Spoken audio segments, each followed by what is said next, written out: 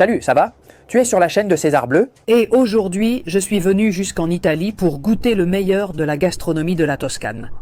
Je me trouve à Florence, la capitale gastronomique et culturelle de cette région d'Italie.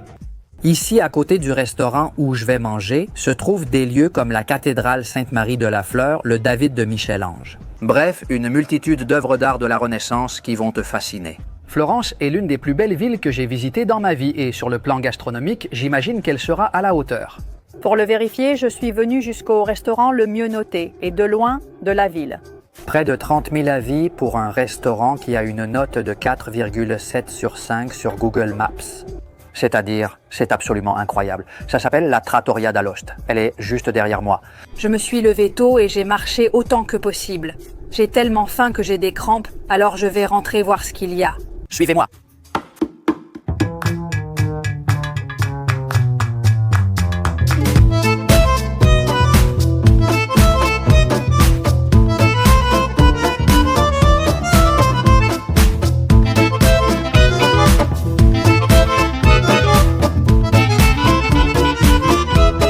Eh bien, je suis déjà à l'intérieur du restaurant. Dis donc, qu'est-ce que c'est beau!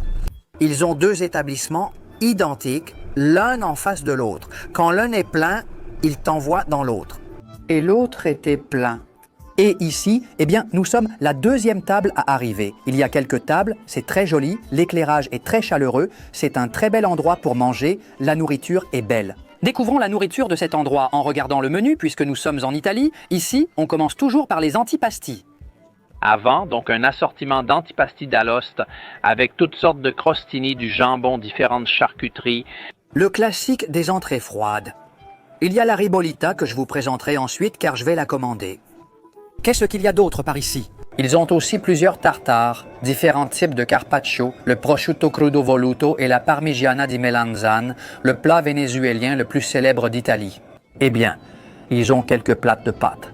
Les pâtes les plus courantes dans cette région sont les pissi. Ils en ont de différents types. À la carrettiera, au ragoût de Cianina, une race de veau locale. On trouve aussi divers tortellini, ravioli, lasagnes. Puis, ils ont les bistecs. Et je ne sais pas si on dit les ou la. En espagnol, ce serait les côtes de bœuf. À Florence et en Toscane, le plat typique le plus renommé, c'est la côte de bœuf. Ils en proposent plusieurs, dont la bistecca alla fiorentina, un type de T-bone.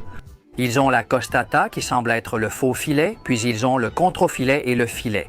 Ils ont différentes qualités, et ensuite quelques plats principaux, parmi lesquels il y a plusieurs filets. Ils ont aussi la tripe de veau, qui ressemble aux tripes. Ils proposent des polpette al sugo, ce qui me fait rire car polpette ressemble à poulpe sans en être. Ce sont des boulettes de viande. Ils ont aussi des côtelettes d'agneau et quelques accompagnements de poisson. Commence par la soupe de moule.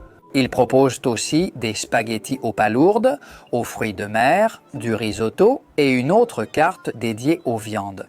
Eh bien, ils t'expliquent à nouveau plus en détail, donc la bistecca, la fiorentina, la costata, le controfiletto et le filet.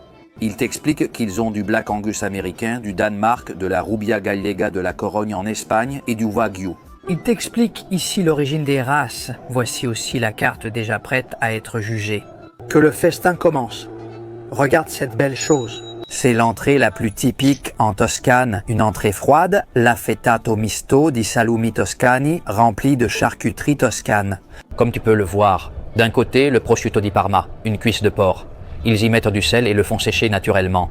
On dit que normalement, cela dure plus d'1 an. D'autre part, il y a aussi du salami qui est une charcuterie faite, comme tu le sais, avec de la viande de porc mélangée à des épices, du sel, parfois un peu de vin. Il y a aussi du poivre. Le plat contient également un peu de copa. C'est la charcuterie qu'ils préparent avec l'échine entière salée, qui est assaisonnée au début de la maturation avec du vin rouge et parfois avec du vin blanc. Aussi avec de l'ail et des épices, selon la région. Attention, ils ont aussi ajouté la finocchiona, une charcuterie typique. Aussi toscan à 100%, il contient du porc haché, assaisonné de graines de fenouil et arrosé de vin rouge. Voici l'assiette qu'ils nous ont servi en portions. Nous sommes 2 personnes, ma mère et moi, et je vais tout partager, donc je divise et on goûte. Au fait, au début du repas, ils nous ont aussi servi du pain avec de l'huile d'olive vierge extra. Avec le symbole de la Trattoria d'Alost et le vinaigre balsamique de Modène pour tremper le pain dans ses délices. Et j'ai aussi commandé du vin, bien sûr. J'ai demandé un Chianti, le vin le plus célèbre de la région. Plus précisément, j'ai commandé un Riserva classique, petite bouteille. Nous sommes deux, donc une grande bouteille serait trop, même si elle est sa meilleure. Elle est de 2021. C'est un vin qui est produit ici, entre Florence et Sienne, juste à côté. Eh bien, je me suis servi cette petite assiette qui a l'air fabuleuse et dont je vais profiter tout de suite. Je commence par le salami car je l'adore. Délicieux. Je ne ferai jamais ça en Espagne. Je passe du pain à ma mère. Commander de la charcuterie, jamais en Espagne. Parce que bon, j'en mange déjà à la maison et quand je vais au restaurant, je préfère découvrir leur cuisine. Étant à l'étranger et puisque c'est un classique ici, il fallait le commander. C'est très bon. Une entrée fraîche, légèrement grasse, vraiment délicieuse, coupée très finement. Le vin est délicieux, vraiment délicieux.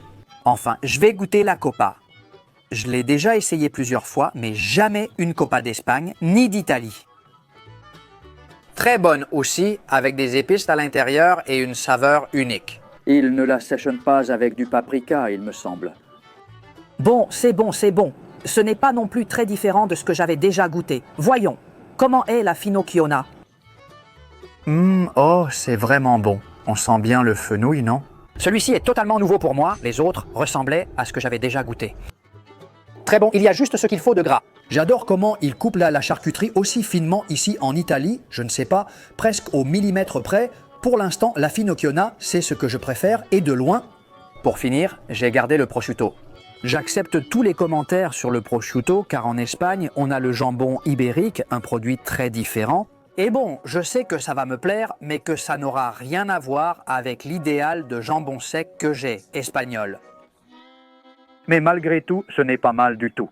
Hein? Écoute, parmi tous les prosciutto que j'ai pu goûter, tu vois, et ce n'est pas parce que je choisis certains restaurants, non? Je dis souvent, waouh, c'est le meilleur. Parmi tous les prosciutto goûtés, crois-le ou non, comme au début d'une série. Voyons si tu te souviens du nom. Je te lis un commentaire, d'accord? Tu te souviens du nom de la série? Quelle émission débutait par une chanson Believe It or Not? Believe it or not, crois-le ou non. C'est l'un des meilleurs prosciutto que j'ai goûté. Délicieux, bien salé à base de porc blanc. Comparé avec le porc ibérique n'a pas de sens. Ce sont deux produits différents. Excellent apéritif, c'est vraiment bon. C'est quelque chose qu'on met sur toutes les tables en Toscane avant de commencer à manger. Et s'il s'agit de respecter la tradition et de goûter ce qui est traditionnel? Je pense que nous avons fait ce qu'il fallait. Il faut maintenant continuer avec les autres plats. J'ai déjà le prochain ici. Eh bien, ce que tu vois ici, ce sont des crostini, plus précisément des crostini avec du pâté de foie de volaille à la Toscane, un grand classique de la tradition toscane. Tranche de pain croustillant avec pâté de foie de poulet, une entrée incontournable sur les tables toscanes lors des fêtes et repas de famille. Ils préparent un pâté lentement avec oignons et capres. Des anchois, du vin, doux, puis on le mixe pour obtenir cette texture et c'est aussi simple que de le mettre sur des petits pains qui sont généralement grillés. Il y en a 4, donc je vais partager avec ma mère et voir le résultat. Allez, voyons voir comment sont ces crostini. De fegato? J'avais déjà lu que fegato signifiait foie. C'est vraiment bon. C'est un plat chaud. C'est vraiment délicieux. Tu sais, j'ai déjà préparé de nombreuses fois le pâté de foie de poulet, celui qu'on fait typiquement avec le Thermomix, que j'adore et qui me rappelle beaucoup l'époque où je le faisais à la maison. Ça fait longtemps que je ne l'ai pas fait. Et ça me rappelle aussi quelque chose qui se passe dans d'autres endroits du monde, c'est qu'on utilise les choses d'une autre manière. Au Japon, les culs de poulet sont servis en brochettes yakitori et c'est délicieux, alors qu'en Espagne, ils sont jetés. Et le foie de poulet? En général, personne ne me dit avoir mangé du foie ou du pâté de foie de poulet. Alors que c'est quelque chose qui était relativement facile à préparer et c'est vraiment délicieux.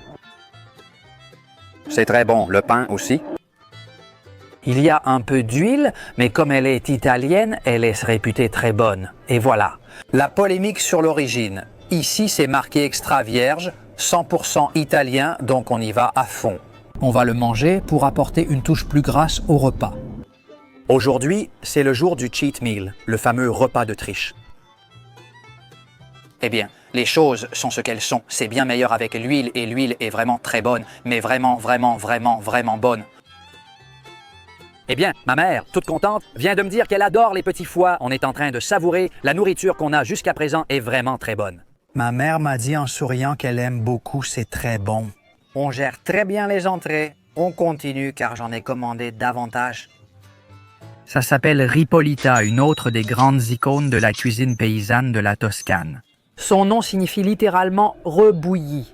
C'est un ragoût qui était cuisiné la veille et réchauffé le lendemain, gagnant encore plus de saveur. Il comprend du pain toscan rassis, des haricots blancs, choux noirs, blettes, carottes, céleri, avec une base oignon-tomate. Le tout mijote à feu doux jusqu'à obtenir cette texture dense et crémeuse qui te réconforte à n'importe quelle période de l'année. Un jour aussi chaud qu'aujourd'hui. Voilà la petite portion. Je vais servir pour goûter. Bon, je me suis servi un peu ici pour voir comment est le plat sain du jour. Ripolita, je n'avais jamais entendu parler de ça. Pourtant, je regarde aussi beaucoup de vidéos de cuisine, je le fais souvent quand je voyage pour voir ce que les gens mangent.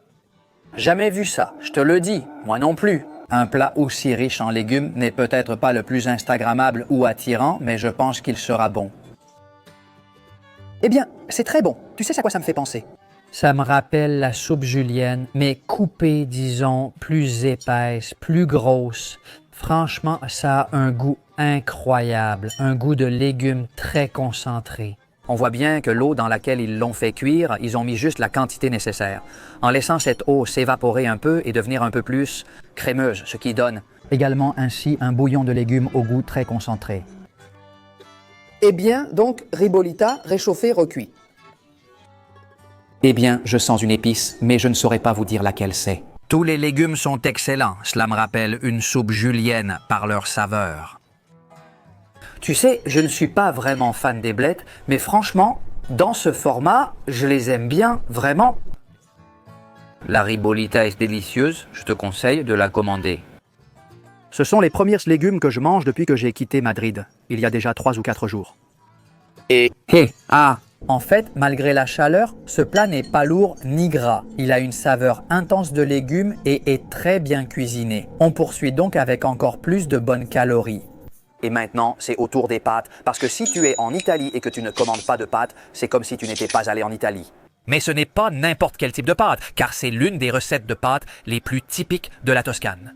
Ce sont des pici senesi au ragu de Chianina, coupés au couteau. Les pici sont les pâtes typiques d'ici, de Sienne. C'est un spaghetti très épais, fait main avec farine et eau. Sa texture rustique retient bien la sauce. Le ragoût est fait avec de la viande chianina coupée au couteau, ce qui donne une texture plus irrégulière et épaisse. Waouh, Ujo, ces pâtes ont l'air délicieuses. Et on m'a aussi apporté un peu de parmesan. Je vais en mettre, bien répartir le fromage et en profiter. Je vais ajouter un peu de parmesan.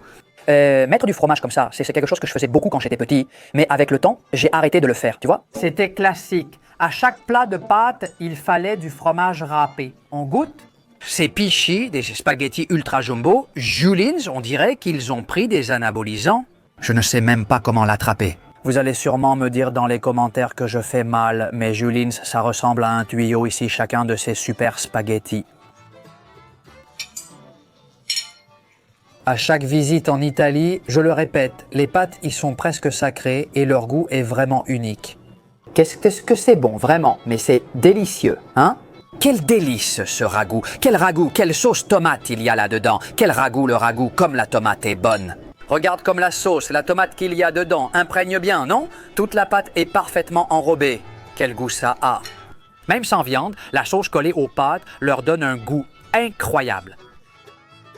C'est très compliqué à attraper. Je vais essayer de le couper avec la cuillère, car il n'y a pas moyen, hein? Un vrai coq maya, il n'y a pas moyen. C'est franchement délicieux, hein? C'est l'une des meilleures recettes de pâtes au ragu que j'ai jamais mangées. Ce qu'on appelle la bolognaise vient d'ici, hein? Est-ce que je vais aussi aller à Bologne? Bien sûr, pour goûter les pâtes bolognaises à Bologne. Eh bien, tous les clichés sur la nourriture en Italie, je vais tous les faire ces jours-ci. Alors, si tu n'es pas encore abonné, abonne-toi et active la cloche pour recevoir les notifications de nouvelles vidéos. Parce qu'une super saga à travers l'Italie arrive et ceci n'est que la première des vidéos. Enfin, c'est vraiment délicieux, hein? Je te le dis sincèrement. Et puis, les portions sont vraiment généreuses, hein? Avec une assiette de pâtes et un petit plat, tu as bien mangé, non? Plat toscan typique, non? Je n'en avais jamais entendu parler non plus. C'est délicieux avec du fromage. J'en ajoute encore un peu, ce n'est jamais assez. Pour moi, le fromage en poudre sur les pâtes, c'est comme l'aïoli dans la vie. Plus tu en mets, meilleure sera ta vie. Et dans ce cas, eh bien les pâtes, quelle chose délicieuse, quel régal. Mais j'ai déjà hâte que le vrai plat arrive, celui qui est vraiment représentatif. curieusement représentatif de la cuisine florentine. Enfin, encore un peu de cette délicatesse. Je me sens maladroit en mangeant ça ici avec cette fourchette et cuillère. J'ignore comment ils mangent ça à Florence. Avec un plat comme ça, tu as mangé. Protéines, glucides, un super plat maison, vraiment délicieux. J'insiste, je ne sais pas comment en Italie. Pourquoi? Est-ce que ce serait ma façon de faire ou quoi? Parce que les pâtes ont un goût différent. De façon positive, j'insiste. Eh bien, elles sont bien meilleures que quand je les prépare ou les goûte en Espagne. Si tu es déjà venu par ici, tu sais de quoi je parle. Et aussi, si tu es déjà venu par ici, tu sais ce qui t'attend. Ça me fait vraiment plaisir et ça ne devrait plus tarder. Voyons s'il l'apporte déjà. Et celui-ci, c'est le plat le plus célèbre de la gastronomie florentine? Bien sûr, la bistecca alla fiorentina. C'est de la viande de race Chianina, considérée d'ailleurs comme l'une des meilleures du monde, paraît-il. C'est une race de la vallée de la Chiana, en Toscane, célèbre pour sa grande taille et la qualité exceptionnelle de sa viande. Tendre, saveur intense et graisse infiltrée pour une bonne jutosité. La pièce, comme tu peux le voir, est découpée avec une épaisseur de plusieurs centimètres. Pour être une bistecca, la fiorentina doit avoir l'os en T, le T-bone, avec le filet et une partie du faux filet. Ceci, j'insiste, est une véritable recette phare de la gastronomie locale. Je vais en donner un peu à ma mère. Ça arrive ici sur une pierre. Bon, un petit peu, on va le partager moitié-moitié. Et ça arrive ici sur une pierre qui le garde bien chaud. C'est censé être fait au grill. J'ai déjà regardé dans la vitrine du restaurant tous les morceaux de viande qu'ils ont. Et franchement, c'est vrai que toute la viande a vraiment l'air délicieuse. Leurs viandes primées sont reconnues mondialement. Ma viande est arrivée saignante, comme demandé. Je vais me prendre, pour l'instant, 2 petits morceaux d'ici et un morceau de filet. Et pendant ce temps, ma mère peut goûter l'autre partie. Ça a l'air délicieux. Voici l'assiette que je me suis préparée. C'est l'assiette de viande que je me suis servie. Voyons si ça a un goût de terre. Même si c'est un couteau à dents, ce n'est pas mon préféré. La viande se coupe facilement. Quel morceau? Vous direz, c'est cru, imbécile. Eh bien, c'est bien chaud à l'intérieur, hein? Ils l'ont bien tempéré. Regarde, elle est très tendre, hein? En fait, regarde comment elle se coupe. Elle est bien cuite, vraiment. Ça, c'est la partie du filet. J'insiste pour l'instant, la viande a vraiment bon goût. Pour le sel, je dirais que j'en mettrais un peu plus, hein? C'est mon avis. La viande est-elle savoureuse et juteuse? Oui. À point, hein? Bon, je corrige. Un peu plus juteuse que la cuisson à pointe, à point plus. Bien, d'accord? 6,5, 7. Malgré tout, je constate qu'il lui manque un peu de gras. C'est un bonbon, hein? Tu vois qu'ici, il coupe les tranches épaisses? Eh bien, le service est très attentionné. Je regarde la nourriture des autres tables et ce sont aussi d'énormes assiettes. On voit que les gens sont très contents, ils profitent vraiment de la nourriture. J'ai dit que quand je suis arrivé, il n'y avait personne. Maintenant, il n'y a même plus une seule table de libre. Le peu de gras extérieur m'en dit beaucoup sur la viande. C'est une graisse très fondante, très bonne, au goût fin, provenant d'une viande qui, je pense, n'a pas été maturée. Au-delà des 15 ou 20 jours qu'on donne normalement à un veau. Passons au filet. Eh bien, ça, c'est vraiment du beurre. Quel beurre, le filet, hein? Du vrai beurre. Et c'est très bon. Regarde, il a été plus exposé à la source de chaleur avec laquelle il a été cuit, qui en théorie devrait être le grill, mais je ne ressens pas ce petit goût fumé que la braise laisse d'habitude. Et comme il n'a pas été plus exposé à la source de chaleur, comme je disais, il est plus caramélisé, il y a plus de réaction de Maillard, comme on dit, et ça lui donne une touche croustillante. C'est même encore plus amusant, si tu me permets l'expression, que sur la partie de la côte. Rôtir un morceau de viande aussi épais et le réussir aussi bien, ce n'est pas facile, hein? Même si beaucoup diront que c'est cru ou que ce n'est pas assez cuit. Eh bien, qu'elle soit bien chaude au centre, qu'elle garde ses jus, qu'elle ait une bonne croûte à l'extérieur, un bon caramélisé, sans être carbonisé, brûlé. J'aime la couleur qu'elle a. Je trouve qu'ils l'ont très bien préparé, sachant que c'est un plat phare. Ils ne pouvaient n'en pas se tromper. Gracita, j'insiste, d'un goût fin, j'aime la Guianina. Bon, je vais m'en resservir un peu. Ma mère dit qu'elle est déjà à la limite avec tout ce qu'on a mangé. Côtelette, évidemment à partager, hein, pour 2 personnes. Puisque ma mère n'en peut plus, je vais ramener ici ce qu'il reste pour que vous voyiez. Ici, on ne jette pas la nourriture et celle-ci, on va essayer de... Enfin, j'ai dit qu'on ne la jette pas. On va essayer de manger ce qu'on peut et ce qu'on ne peut pas. Eh bien, je ne sais pas. Il y a des boîtes hermétiques ici, en Italie? J'imagine que oui, non? Je voulais voir un hommage carnivore. Comme je te dis, hein, il y a peu de gras, très peu de déchets. Ceux qui s'insurgent pour la cuisson de la viande, rassurez-vous, Demandez-la comme vous voulez. Dans tous les restaurants du monde, si tu l'aimes plus cuite, ici, il n'y a aucun problème, tu la demandes plus cuite et c'est tout. Est-ce vrai qu'on l'apprécie plus quand elle est saignante? Eh bien, moi, en tout cas, oui, et je pense qu'elle reste plus juteuse. Les goûts et les couleurs ne se discutent pas. Dernier morceau de côtelette. Il aurait été intéressant de venir à plusieurs pour comparer cette race à d'autres. J'ai envie de goûter la Rubia Gallega, mais je pense que le mieux est de la manger en Espagne, non? Dans cette série, je ne vais pas enregistrer la vidéo typique que je fais d'habitude. Je n'ai pas envie de faire une vidéo où je mange de la nourriture espagnole en Italie, non? Mais ce serait drôle. C'est pour comparer, non? Comment font-ils? Pourquoi des couteaux à dents dans les restaurants de viande? Je ne sais pas. Ce restaurant primé était autrefois considéré comme le meilleur, non? On a déjà conclu qu'il vaut mieux le faire avec un couteau bien aiguisé à lame droite. Attends qu'il y ait ici un autre petit morceau avec un peu de viande. Le gras est vraiment délicieux, hein? Il n'y a aucune saveur secondaire de maturation, ni rien, c'est purement le goût de la viande. J'aurais ajouté un peu plus de sel. Tu sais ce qui se passe? Quand je fais ces vidéos et que je prends beaucoup de sel, après j'ai une de ces après-midi à boire de l'eau et je sens mon cœur là. Pouf, pouf, pouf, avec autant de sel, je n'aime pas cette sensation. Je sais qu'avec un peu plus de sel, ça aurait été meilleur. Qu'est-ce que tout ce qui reste collé à l'os est bon? On dit T-bomb, car T veut dire thé en anglais, et bomb, os, donc un os en forme de thé. Ce petit jeu-là, moi j'adore, et je ne sais pas pourquoi, c'est peut-être parce qu'on ne le prend pas avec les mains ou quoi. Quand je suis avec plus de monde, normalement personne ne veut le faire. Bon, écoute, ravi, hein? Il faut avoir des amis comme ça. Enfin, je vais rester ici à jouer du violon. Rime facile, même si ça ressemble aussi à couper du savon. Comme ça, à la façon de Victor Sanchego.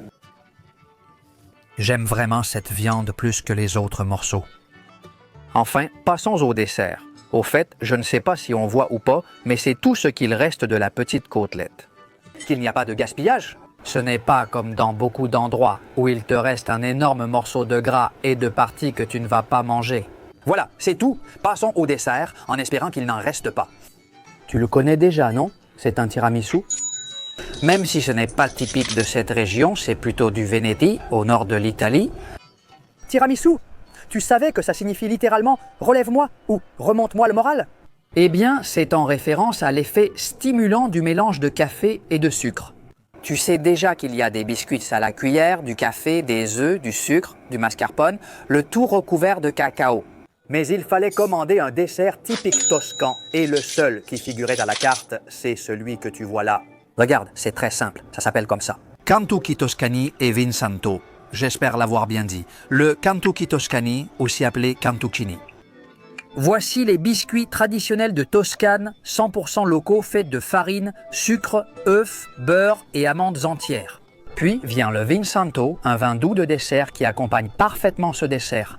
Je goûte le tiramisu, quel plaisir et quelle texture incroyable. Les pâtes ont-elles les meilleurs goûts en Italie, comme le tiramisu? Celui-ci contient du mascarpone. Quand je dis que le tiramisu contient du mascarpone, beaucoup de gens en doutent. Je l'ai déjà goûté plusieurs fois avec du mascarpone. Dis-moi en commentaire si tu l'as goûté avec mascarpone, juste du café ou selon ta recette. C'est franchement délicieux, hein? Voyons voir comment sont ces cantucchi.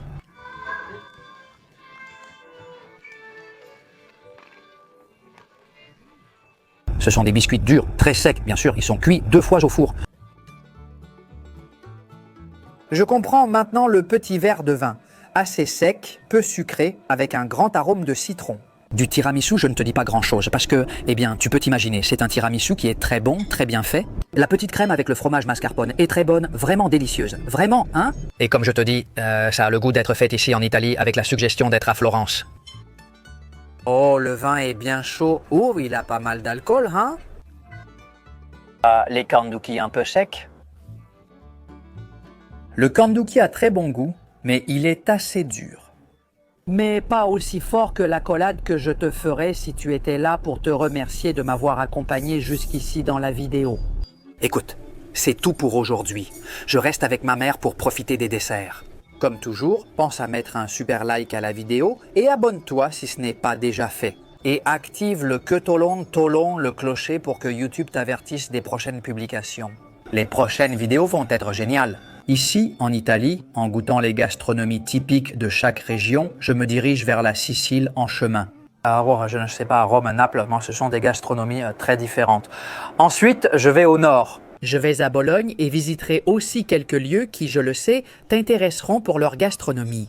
Donc, comme je l'ai dit, ne rate aucun des prochains vidéos parce que c'est tout pour aujourd'hui et on se retrouve dans le prochain restaurant. Au revoir.